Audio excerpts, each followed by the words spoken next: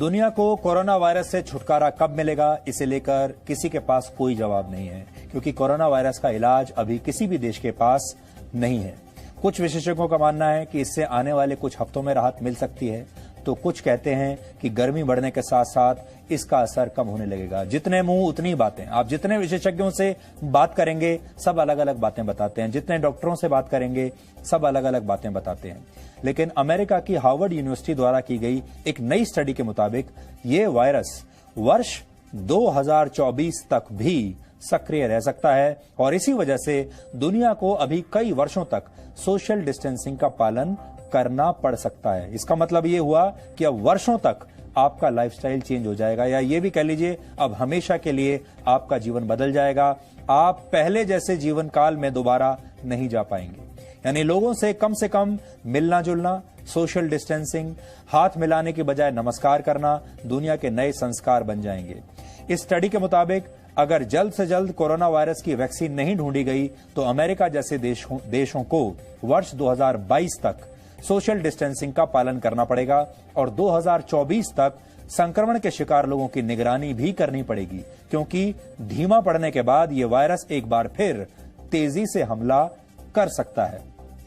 इसलिए यह मत समझिए कि कोई व्यक्ति अगर ठीक होकर भी आ गया तो अब उसे दोबारा उस संक्रमण नहीं होगा। इस स्टडी में कहा गया है कि अगर इसकी वैक्सीन बना ली गई और अस्पतालों की व्यवस्था बेहतर कर दी गई तो शायद इस वायरस को फैलने से कुछ हद तक रोका जा सकेगा। इस स्टडी को तैयार करने वाले डॉक्टर मार्क लिप्सिच के मुताबिक अगर ऐसा नहीं हुआ तो फिर बीच बीच में ब्रेक देकर सोशल डिस्टेंसिंग और लॉकडाउन जैसे तरीके बार बार अपनाने पड़ेंगे। लंबे समय तक स्कूलों को बंद रखना होगा और लोगों को घर से ही काम करने की आदतें अपनानी होंगी। यानी आप जो वर्क फ्रॉम होम की बात आजकल कर रहे हैं, अभी आपको लगता होगा कुछ ही दिनों की बात है, हो सकता है आपको कई वर्षों तक वर्क फ्रॉम होम ही करना पड़े। हो सकता है वर्षों तक स्कूल भी ऐसे ही बंद रहें और जो बच्चे आजकल डिस्टेंट लर्निंग के जरिए घर बैठे जो क्लासेस, डिजिटल क्लासेस के जरिए पढ़ाई कर रहे हैं, शायद यही नॉर्मल बन जाए, नया नॉर्मल जिसे आप कहेंगे। इतना ही नहीं, यह वायरस समाज को भी दो वर्गों में बांट देगा। एक वर्ग में वो लोग होंगे जो इसका शिकार होकर ठीक हो चुके हैं और जिनके शरीर की प्रतिरोधक क्षमता ने इस वायरस पर काबू पा लिया है। दूसरे वो लोग होंगे जिन पर अभी संक्रमित होने का खतरा बना हुआ है और जिनकी इम्यूनिटी कमजोर है। ब्रिटेन जैसे देश इस वायरस से ठीक हो चुके लोगों को इम्यूनिटी सर्टिफिकेट देने पर भी विचार कर रहे हैं। यानी ये लोग सामान्य तरीके से अपना कामकाज कर पाएंगे, जबकि बाकी लोगों को अभी लॉकडाउन में ही रहना होगा। इसके अलावा हो सकता है कि हाथ मिलाने की परंपरा हमेशा के लिए अब समाप्त हो जाए।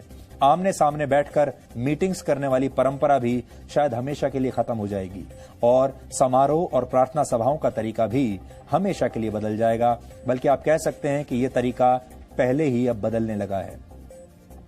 हो सकता है शायद भविष्य में मंदिर, मस्जिद, चर्च और गुरुद्वारों में भी जाने से लोग कतराने लगेंगे और शादियां, जन्म और मृत्यु जैसी परंपराएं भी हमेशा के लिए उनकी बदल जाएंगी और लोग ऑनलाइन ही इनमें हिस्सा लेने लगेंगे। दुबई में तो ऑलरेडी सरकार ने यह रूल, एक कानून बना दिया है कि अब वहां पर ऑनलाइन शादियां हो सकती हैं। हो सकता है बाकी और देशों में भी धीरे धीरे ऑनलाइन शादियां होने लगेंगी। और जन्म और मृत्यु को लेकर सबसे ज्यादा हमारे देश में जो परंपराएं हैं वो या तो जन्म को लेकर होती हैं या मृत्यु को लेकर या विवाह को लेकर, लेकिन ये तीनों ही अब हो सकता है सब कुछ ऑनलाइन होने लगेगा। किसी की मृत्यु पर भी आप शायद वहां जाकर शोक ना मना पाएं और ये होना शुरू हो गया है। एक और बड़ी बात हो सकती है, आपने अक्सर एक शब्द जरूर सुना होगा जिसको कहते हैं बिजनेस ट्रिप्स। यानी काम काज के सिलसिले में लोग एक जगह से दूसरी जगह ट्रैवल करते हैं, यात्राएं करते हैं, लोगों से मिलने के लिए जाते हैं, मीटिंग्स करते हैं, डेलीगेशंस यहां से वहां जाते हैं। हो सकता है ये सब भी हमेशा के लिए बंद हो जाए और लोग आपस में दूर से ही डिजिटल मीटिंग्स कर लिया करें। कोरोना वायरस के बाद की दुनिया कभी भी अब पहले जैसी नहीं रहेगी। इस महामारी ने न सिर्फ लोगों के संस्कार हमेशा के लिए बदल दिए हैं, बल्कि आने वाली दुनिया पहले से बहुत अलग होगी। कोरोना काल के बाद आपका जीवन कैसे हमेशा के लिए बदल जाएगा, इस पर हमने एक छोटा सा विश्लेषण तैयार किया है जिसे आपको आज जरूर देखना चाहिए और ये देखकर आप अपने आप को मानसिक रूप से इस अगले चरण के लिए तैयार कर पाएंगे अपने आप को। और आपके लिए अच्छा ये होगा जितनी जल्दी आप अपने सोचने समझने के तरीके में बदलाव लाएंगे, अपने जीवन में बदलाव लाएंगे, उतना ही कम परेशानी आपको आगे भविष्य में देखने को मिलेगी।